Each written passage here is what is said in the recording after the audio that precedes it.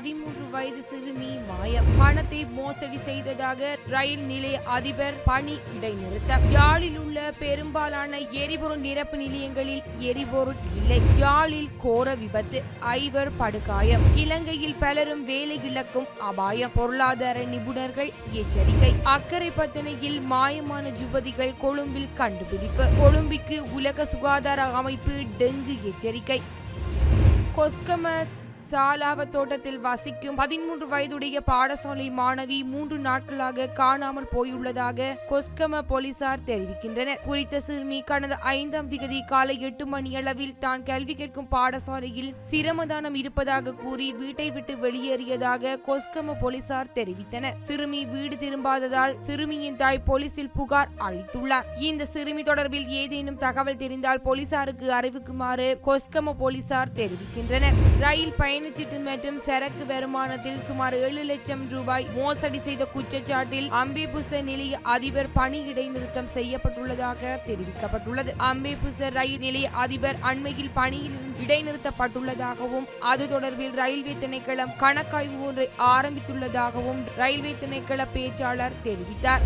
யாழ்ப்பாணத்தில் உள்ள பெரும்பாலான எரிபொருள் நிரப்பு நிலையங்களில் எரிபொருள் இல்லை என கூறி மூடப்பட்டுள்ளமையினை அவதானிக்க முடிந்ததுடன் ஒரு சில பேர் எரிபொருள் நிரப்பு நிலையங்களில் நீண்ட வரிசை காணப்பட்டது. அதேவேளை சில எரிபொருள் நிரப்பு நிலையங்களில் பொதுமக்களுக்கும் எரிபொருள் நிரப்பு நிலைய ஊழியர்களுக்கும் இடையில் முரண்பாடு ஏற்பட்டது. நேற்று இரவு 7 மணியளவில் யாழ்ப்பாணம் மணிக்கூட்டு கோபுர வீதியில் அமைந்துள்ள எரிபொருள் நிரப்பு நிலையத்தில் பொதுமக்கள் எரிபொருளின் இல்லை என்பதை உறுதிப்படுத்த கேட்டதை அடுத்து எரிபொருள் நிரப்பு நிலைய ஊழியர்களுக்கும் பொதுமக்களுக்கும் இடையே வாக்குவாதம் ஏற்பட்டது. நேற்றைய தினம் நாடாளுமன்றத்தில் உரையாற்றிய பிரதமர் ரணில் விக்ரமசிங்க 3 வாரங்களுக்கு எரிபொருள் நெருக்கடி நிலை ஏற்படலாம் என தெரிவித்ததனை தொடர்ந்து எரிபொருள் விலை அதிகரிப்பு ஏற்படலாம் என்ற போலியான தகவல்கள் பரவின. இந்த நிலையில் பொதுமக்களும் எரிபொருள் நிரப்பு நிலையத்தில் மதியம் முதல் எரிபொருள் நிரப்புவதற்கு முண்டியடித்த நிலையில் யாழ்ப்பாணத்தில் உள்ள பெரும்பாலான எரிபொருள் நிரப்பு நிலையம் மூடப்பட்டு காணப்பட்டதை அவதானிக்க முடிந்தது. எரிபொருள் விலை அதிகரிப்பு தொடர்பில் இதுவரை எந்தவிதமான உத்தியோகபூர்வமான தகவல்களும் வெளியிடப்படவில்லை என்பது குறிப்பிடத்தக்கது.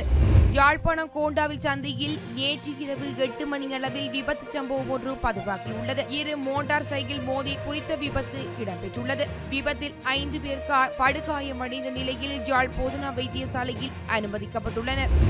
பணவீக்கம் கடுமையாக அதிகரித்து வருகின்றமை காரணமாக எதிர்காலத்தில் பல துறைகளில் வேலை இழக்கும் அபாயம் உள்ளதாக பொருளாதார நிபுணர்கள் எச்சரிக்கை விடுத்துள்ளனர். தொழில் வழங்கும் நிறுவனங்கள் தங்கள் ஊழியர்களுக்கு சம்பளம் வழங்குவதற்குரிய போதிய வருமானம் இல்லாததால் இந்த நிலைமை ஏற்படலாம் என கூறப்படுகின்றது. வாழ்க்கை செலவு அதிகரிப்பு மற்றும் ஏற்றுமதி மற்றும் இறக்குமதி மீதான கட்டுப்பாடுகள் காரணமாக நாட்டின் பல துறைகளும் கடுமையாக பாதிக்கப்பட்டுள்ளன என்பது குறிப்பிடத்தக்கது. அக்கரைப்பத்தனையில் விறகு தேட சென்றிருந்த நிலையில் கடந்த 6 நாட்களாக காணாமல் போயிருந்த 2 யுவதிகளும் கண்டுபிடிக்கப்பட்டுள்ளனர். குறித்த இருவரும் கொழும்பில் இருப்பதாக தங்களுக்கு தகவல் கிடைத்துள்ளதாக போலீசார் தெரிவித்துள்ளனர். கடந்த 2ஆம் திகதி காலை 11 மணியளவில் வீட்டிலிருந்து விறகு சேர்க்க சென்றவர்கள் மீண்டும் வீடு திரும்பாதமையால் அக்கரைப்பத்தனை போலீஸ் நிலையத்திற்கு முறைப்பாடு செய்யப்பட்டுள்ளது. அக்கரைப்பத்தனை சென்ட் மார்க்கெட் தோட்டத்தில் வசிக்கும் 15 மற்றும் 18 வயது யுவதிகளே இவ்வாறு காணாமல் போயுள்ளதாக தெரிவிக்கப்படுகின்றது. இந்த நிலையில்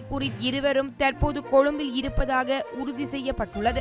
கொழும்பு மாவட்டத்திற்கு உலக சுகாதார அமைப்பு டெங்கு எச்சரிக்கை விடுத்துள்ளது. கடந்த 5ஆம் திகதியுடன் முடிவடைந்த வாரத்தில் இலங்கையில் 2052 டெங்கு நோயாளர்கள் பதிவாகியுள்ளனர். இதில் அதிகபட்சமாக மேல் மாகாணம் மற்றும் கொழும்பு மாவட்டத்தில் 1050 பேர் பாதிக்கப்பட்டுள்ளனர். தென்மேற்கு பருவமழை தொடங்கியுள்ள நிலையில் டெங்கு காய்ச்சல் வேகமாக பரவி வருவதாக கடந்த வாரம் தேசிய டெங்கு கட்டுப்பாட்டு பிரிவின் பணிப்பாளர் வைத்தியர் சுதத் சமரவீர தெரிவித்திருந்தார் என்பது குறிப்பிடத்தக்கது.